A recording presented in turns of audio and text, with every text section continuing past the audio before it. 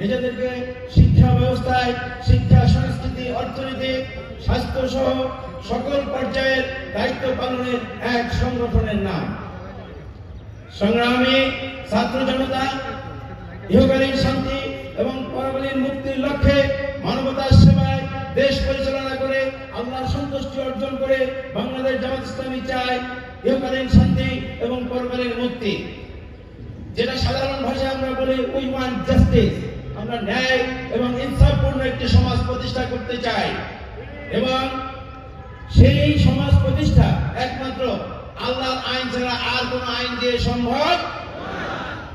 প্রিয় ভাইরা, আমাদের এই জীবনে অনেক কিছু আছে, এ দল আছে, সে দল আছে, এ দেশ আছে, সে দেশ আছে, অনেক মত পার্থক্য আছে, কিন্তু আমাদের এই জীবন শেষে, জীবনের সফর শেষে আরেকটি নতুন জীবনের সূচনা হবে।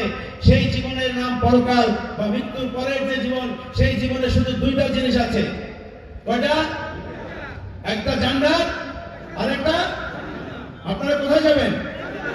ইনশাআল্লাহ সেই জান্নাতে যাওয়ার জন্য যে লাইট সোর্স, যে পাঞ্জারি, যে আলোর দিশা, সেই সংগঠনের নাম বাংলাদেশ জামাত ইসলামী।